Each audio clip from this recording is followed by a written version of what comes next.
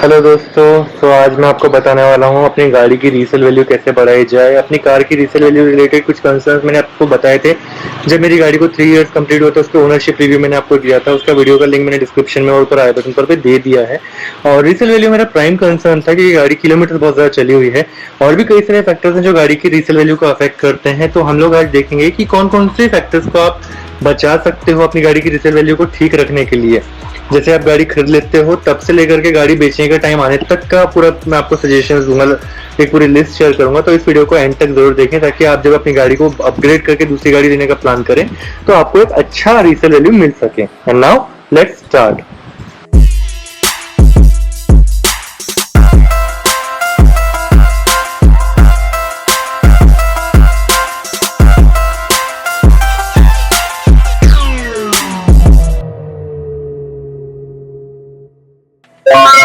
सबसे पहले तो गाड़ी का जो कलर होता है वो एक मेन फैक्टर होता है। तो अगर आपकी गाड़ी सिल्वर कलर की है या व्हाइट कलर की है तो उसके सेल हो जाने के चांसेस ज्यादा है।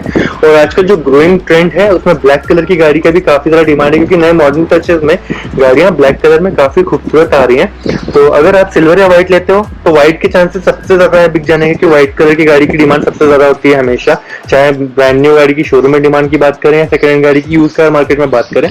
सो अगर आप व्हाइट कलर की गाड़ी लेते हैं तो आपकी जो रीसेल वैल्यू है ऑलरेडी 40-50 हजार रुपए से इंक्रीज हो जाती है। Second most demanded colour silver होता है और थर्ड नंबर पर कहीं आता है ब्लैक कलर। ब्लैक कलर की डिमांड काफी कम है सिल्वर और व्हाइट के कंपैरिजन, बट फिर भी वो काफी एक्सेप्टेबल कलर है। इसके बाद आता है रेगुलर सर्विस और मेंटेनेंस, जो आप करते हैं गाड़ी का, हर कोई कर लेता है, अपनी गाड़ी की सर्विस वगैरह करवाते हैं। चाहे आप शुरू की फ्री सर्विस जो होती है लेबर फ्री, वो वाली सर्विस आप करवाओ सर्विस सेंटर में ऑथोराइज वाले, या फिर आप चाहो तो वो सर्विसेज खत्म होने के बाद में भी कंटिन्यू करो। या कुछ लोग ऐसा करते हैं कि सर्विस सेंटर से फ्री सर्विस खत्म होने के बाद में, लेबर फ्री सर्विस खत्म हो जाने के बाद में फिर किसी लोकल गैराज में सर्विसिंग करना शुरू कर देते हैं और वहां पर भी अच्छी खासी सर्विस होती है। कभी कभी तो ऑथोराइज जो ब्रांड पार्टनर्स होते हैं, इंजन ऑयल के पार्टनर्स वाले गैराजेस होते हैं, वहां पर भी सर्विसिंग अच्छी हो जाती है। तो वहां से भी सर्विस कराना बुरी बात नहीं, बट सबसे इंपॉर्टेंट काम है कि सारे के सारे बिल्स आप मेंटेन करके रखिए। मतलब अगर आपने गाड़ी की सर्विसिंग करवाई है first, second, third, fourth, fifth, जितनी भी सर्विसेज आपकी हो गई है 3-4 सालों में, जब आप गाड़ी बेचने जा रहे हैं तब तक की जितनी भी सर्विसेज आपकी हुई है, चाहे ऑथोराइज सर्विस सेंटर में या फिर बाहर, तो सभी के बिल्स आपको संभाल कर रखने हैं। क्योंकि जब गाड़ी को नया इंसान परचेस करता है तो वो ये वाला फैक्टर बहुत कंसिडर करता है कि गाड़ी के सर्विस रिकॉर्ड अवेलेबल है या नहीं। उससे उन्हें पता चलता है कि आपने गाड़ी को कितने कितने किलोमीटर तो कितना अच्छे से मेंटेन किया है। जैसे मेरी गाड़ी साल में 2 बार सर्विस होती है तो मैं सारे बिल संभाल कर रखता हूँ। इसके अलावा अगर आपकी गाड़ी के कंपोनेंट्स वगैरह रिप्लेस होते हैं, जैसे कि टायर, कुछ 50-60 हजार पे या 70,000 किलोमीटर पर टायर्स गाड़ी के रिप्लेस हो जाते हैं। मैंने 55,000 रुपए के रिप्लेस किए थे। तो टायर्स जो है, उसके अलावा बैटरीज होती हैं। और जब गाड़ी के किसी एक्सीडेंटल कॉजेस की वजह से ओआरवीएम वगैरह टूट गए थे लेफ्ट और राइट के, तो ओआरवीएम भी मैंने रिप्लेस किया था। इस तरह से कई सारे कंपोनेंट्स आप रिप्लेस करवाते हो।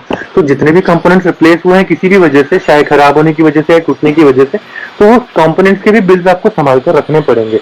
वो भी बहुत इंपॉर्टेंट फैक्टर होता है, क्योंकि आपको प्रूव करने के लिए हो जाता है आसान कि आपकी गाड़ी में आपने कुछ नए कंपोनेंट लगा कर दिए, ताकि जो नया इंसान परचेस कर रहा है उसके लिए काफी ज्यादा कन्वीनियंस उसमें ऐड हो जाए।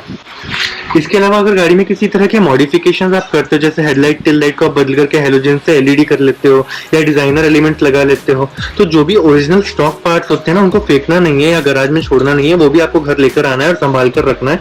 अगर आपने श्योर शॉट प्लान कर रखा है कि आपको गाड़ी बाद में बेचनी है तो, क्योंकि हो सकता है जो नया बायर है उसको ओरिजिनल ही पसंद हो और ओरिजिनल चीज वो परचेस करना चाहता हूँ। और आजकल ये भी चीज ट्रेंड चल रही है कि जो भी कोई मॉडिफाइड पार्ट के साथ में गाड़ी बेचते हैं तो वो लोग क्या करते हैं, वो लोग ओरिजिनल स्टॉक का सामान भी रखते हैं संभाल के, ताकि नया बायर जो है वो ओरिजिनल के साथ यूज कर सके। वैसे भी लीगल इश्यूज वगैरह भी वेराई करते हैं स्टेट टू स्टेट, तो नया बायर हो सकता है नहीं चाहता हो किसी लीगल इशू में पड़ना, इसलिए वो स्टॉक आइटम चाहता हो अपने साथ में। एक और बात ध्यान में रखने वाली ये भी है कि सर्विस बिल में तो आपको किलोमीटर मेंशन करके दे देगी कंपनी, बट आप जब किसी भी कंपोनेंट को रिप्लेस करवाते हो, टायर या बैटरी को, तो उसको रिप्लेस करवाते वक्त भी उसमें बिल में किलोमीटर जरूर लिखें कि कितने किलोमीटर पर चीज रिप्लेस हुई है। बिल बनाने वाली कंपनी या स्टोर जो है, वेंडर जो है, वो आपको लिख कर दे सकते हैं किलोमीटर, उसमें ऑडोमीटर की रीडिंग देखकर उसमें कोई दिक्कत नहीं आएगी। टायर में जो हवा आप डलवाते हैं, वो टायर की हवा जो है वो नाइट्रोजन रहे तो बहुत अच्छा मॉइस्चर मिलता है, टायर की लाइफ इंप्रूव हो जाती है। तो टायर लॉन्ग लाइफ चलेंगे। आप अगर उसका भी एएमसी वगैरह ले लेते हैं, जैसे अजमेरी टायर वगैरह और बहुत सारे टायर ब्रांड होते हैं लोकल आपके शॉप में, आपके सिटी में, तो वो सारे के सारे ब्रांड्स के जो भी आप एएमसी वगैरह लेना चाहते हो वो भी आप लेकर रख सकते हो। आप अपने नए बायर को दिखा सकते हो कि आपने नाइट्रोजन एयर इसमें रिफिल करवाई थी हर बार, तो उससे टायर की लाइफ इंप्रूव हो जाती है और वो भी एक नया अच्छा इंप्रेशन डालती है नए बायर के ऊपर। इसके अलावा गाड़ी की जो क्लीनिंग है वो बहुत ज़्यादा इंपॉर्टेंट है, क्योंकि जो गाड़ी का एक्सटीरियर होता है वो सबसे पहला इम्पैक्ट बनाता है किसी भी नए बायर के ऊपर। वैसे सिल्वर और व्हाइट कलर की गाड़ी जो है ना, उसका थोड़ी बहुत डस्ट है दूर से पता नहीं चलता, लेकिन अगर आपने ये स्टेन्स वगैरह रहने दिए, अगर जैसे बर्ड्स वगैरह भी गंदा कर देते हैं आपकी गाड़ी को, तो ये सब जो दाग वगैरह होते हैं अगर आपने वहीं छोड़ दिए, सूखने दिए, तो ओवर द टाइम वो बहुत बड़े बड़े स्टेन्स बना देंगे, पेंट को काफी ज्यादा इफेक्ट कर देंगे। तो अच्छा होगा कि जब भी डस्ट वगैरह होती है गाड़ी में वो सब आप क्लीन कर ले। और गाड़ी को क्लीन एंड शाइनी रखने के कुछ बेसिक टिप्स मैं ऑलरेडी शेयर कर चुका हूँ, तो जितने भी अच्छी अच्छी डस्ट वगैरह के दाग हैं, ये कांच के, बॉडी के और टायर के, सब कुछ को क्लीन करने के मैं टिप्स ऑलरेडी दे चुका हूँ। आज भी मैं आपको बताता हूँ कि गाड़ी की रीसेल वैल्यू इंप्रूव करने लायक एकदम शाइनी और ब्रांड न्यू जैसी आप कैसे रख सकते हैं गाड़ी को, वो देख लेते हैं पहले, फिर आगे बढ़ते हैं। तो दोस्तों इस बार मेरे हाथ में है वेवेक्स का कार्नोवा वैक्स, और ये विवेक्स ब्रांड का जो क्लीनिंग रिलेटेड प्रोडक्ट होते हैं ना, वो सब बहुत ज़्यादा अच्छे और इफेक्टिव होते हैं। मैंने अपनी बाइक में भी कई बार ट्राई किए इनकी पॉलिश वगैरह, और वॉश रिलेटेड प्रोडक्ट्स मैंने टाटा हैरियर और अपनी क्रेटा में कई बार ट्राई किए हैं, तो दे वर्क रियली वेल। और क्लीनिंग एंड पॉलिशिंग सबसे बड़ी खासियत है विवेक्स की। आज मेरे पास में इनका कार्नोवा वाला वैक्स है, और मुझे देखना है कि गाड़ी की शाइनिंग को रिटर्न करने के लिए कितना हेल्प करता है। वैसे भी सिल्वर गाड़ी तो जल्दी इफेक्ट करना चाहिए, बाद में मैं गिव अवे में किसी को दूंगा तो मैं देखूंगा कि उनकी गाड़ी में कैसा वर्क करता है। इसका गिव अवे भी जल्दी मैं दूंगा, तो आप कमेंट करके बताना ये वीडियो आपको कैसा लग रहा है, और वेवेक्स ब्रांड आपको कैसा लगता है वो बताना। सबसे अच्छा कमेंट जो करेगा उसको मैं गिव अवे में ये प्रोडक्ट दे दूंगा। और अब इस वैक्स को यूज करने के पहले अपनी गाड़ी को साफ करना है, तो मेरे पास में वाटरलेस क्लीनिंग किट है वेवेक्स का, जो मैंने आपको पहले भी यूज करके बताया हुआ था। ये वाटरलेस क्लीनिंग जो है, इसका मैंने छोटा सा पोर्शन पानी में मिला के इस स्प्रे बॉटल में डाल दिया है, और ये स्प्रे बॉटल से मैं फटाफट क्लीनिंग कर लेता हूँ। उसके बाद में आपको बताता हूँ कैसे हम वैक्स को भी यूज करके गाड़ी को और अच्छी तरह से साफ कर सकते हैं। ये डर्ट काफी ज्यादा हो चुका है, यहाँ पे आप देख पा रहे हो, बारिश का मौसम है, तो कुछ नहीं, स्प्रे मारना है अपने को।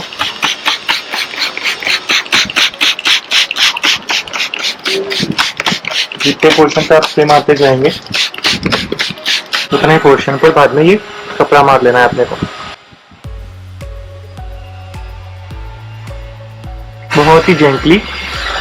देखो क्लीनिंग यहाँ पर क्लीन ज्यादा है और यहाँ पर डर्ट है, तो ये डिफरेंस आपको तुरंत समझ में आ जाएगा। फटाफट इसको वॉशिंग कर लेते हैं अब।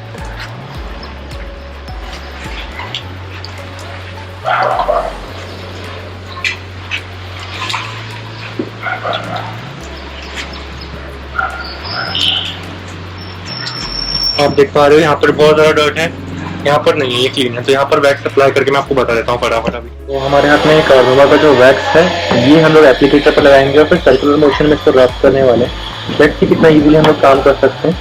बहुत ही थोड़ा सा क्वांटिटी हम लोग पहले बार लेंगे और थोड़े से क्वांटिटी को हम लोग स्प्रेड करेंगे छोटे से पोर्शन पर। याद रहे कि सब कुछ करने के पहले आपको गाड़ी को साफ करना बहुत ज्यादा जरूरी है। जैसे कि मैंने वॉशिंग पहले कर ली थी इसकी। वॉशिंग करने से क्या होता है ना कि डर्ट जो है वो पहले निकल जाता है, उसके बाद में जो स्टेन्स होते हैं या दाग होते हैं जो जिद्दी वाले, सिर्फ वो बचते हैं और ओरिजिनल पेंट बचता है। तो उसको शाइन करने के लिए, उभारने के लिए वैक्स भी बहुत अच्छे से काम कर पाता है। सर्कुलर मोशन में करने से क्या होता है, वैक्स की एप्लीकेशन प्रॉपर हो पाती है, इसलिए इसमें सर्कुलर एप्लीकेटर भी हमें दिया हुआ होता है। So I can already feel that shine is getting retained. तो थोड़े थोड़े एफर्ट जैसे बढ़ाते जाएंगे हम इस काम में, तो और अच्छा होता जाएगा।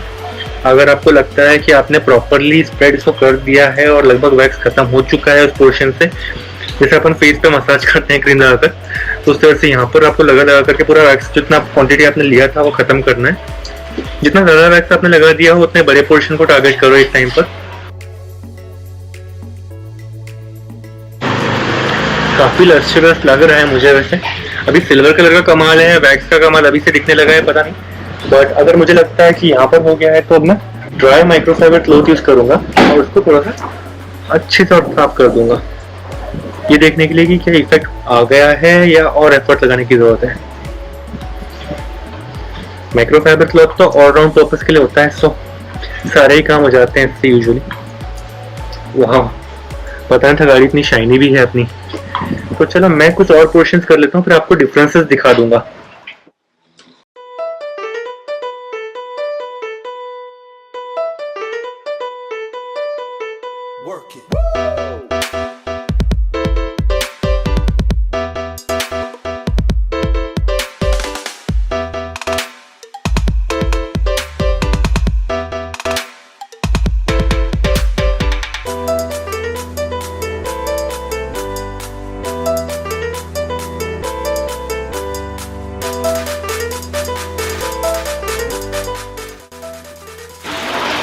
सो इस तरह से सर्कुलर मोशन में अपन ने जो इसकी क्लीनिंग करनी है वैक्स के साथ में, ये हमें एकदम प्रोफेशनल लेवल की क्लीनिंग भले ही नहीं दे सकती, क्योंकि प्रोफेशनल टूल्स जो होते हैं किसी अच्छे कार डेकोरेशन और कार बॉडी वर्किंग वाले और कार डिटेलिंग वाले सेंटर में, वो टूल्स हमारे पास भले नहीं होते हैं। लेकिन हमें क्या था, जल्दी जल्दी में अगर गाड़ी क्लीनिंग करनी है और अक्सर मेंटेन करना है, ज्यादा खर्चा नहीं करना है, तो गाड़ी को साफ ना करने से तो ये वाला क्लीनिंग कभी भी बेहतर ही है।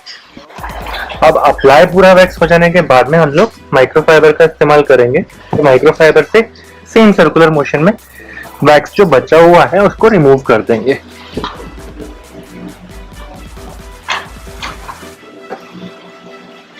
मेटालिक बॉडी क्लीनिंग करने के लिए वैक्स बहुत अच्छा होता है। पॉलिशिंग, वैक्सिंग, ये सब चीजें यूज करने से ना आपकी गाड़ी ब्रांड न्यू जैसी मेंटेन रहती है। And again resale value improve करने का टॉपिक ही है हमारा। तो जितनी अच्छी वेल मेंटेन गाड़ी होगी, जितना अच्छा उसका पेंट प्रोटेक्टेड होगा, जितना अच्छा पेंट का क्वालिटी आपने बचाया हुआ होगा, उतना अच्छा। वैसे भी अगर आपने जब गाड़ी परचेस की थी तब अगर पेंट प्रोटेक्शन, सिरेमिक कोटिंग जैसी चीजें नहीं लगाई, जो मैं आपको अगले वीडियो में बताऊंगा भी कि कैसे करवाते हैं, कितना खर्चा होना चाहिए, क्या क्या क्वालिटीज आती हैं उसमें, तो वो सब अगर आपने ब्रांड न्यू गाड़ी में नहीं करवाया है तो इस तरह की चीजें करके आप अपनी गाड़ी को वैसे भी बचा सकते हैं। सो एक तरह की क्लीनिंग हो चुकी, एक तरह की क्लीनिंग नहीं हुई है। आप कंपेयर कर सकते हो, यहाँ डर्ट भी है, शाइन भी ज्यादा नहीं थी इसके अंदर। ये वाला जो पोर्शन है ये शाइन भी तरह कर रहा है, लस्टरस भी तरह लग रहा है। देखिए ध्यान से, देखिए ध्यान से कितना शाइनिंग ग्रैन्यूल्स वगैरह आए हुए हैं इसमें छोटे छोटे, प्रॉपरली उठकर दिख रहे हैं ना। ये क्या होता है ना कि जब आपकी गाड़ी धूप में होगी ना तो बहुत अच्छे से शाइन कर पाएगी। तो इस तरह से वेवेक्स कार्नोवा वैक्स का इस्तेमाल करके आप घर में ही गाड़ी को अच्छी तरह से साफ भी रख सकते हैं, सुंदर भी रख सकते हैं, एंड ब्रांड न्यू जैसा वेल मेंटेन भी रख सकते हैं, जो आपकी रीसेल वैल्यू में आपको काम आएगा। ये प्रोडक्ट अगर आप भी परचेस करना चाहते हैं तो वेवेक्स की वेबसाइट की लिंक मैंने डिस्क्रिप्शन में दे दी है, वहां जाकर के आप परचेस कर सकते हैं।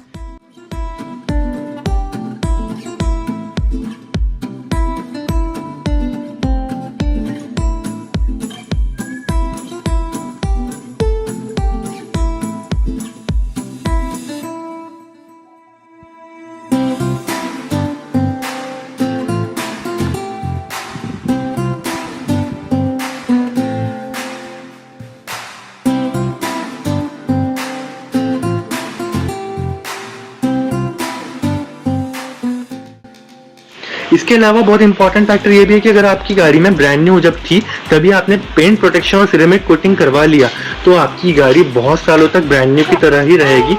पेंट भी ब्रांड न्यू जैसा रहेगा, स्टेन, रस्ट के दाग वगैरह उसमें ज्यादा रहेंगे नहीं, तो वो चीज भी आपकी रीसेल वैल्यू को एकदम बढ़िया कर देगी और उसके बाद में भी आपको बहुत अच्छी वैल्यू मिल सकेगी।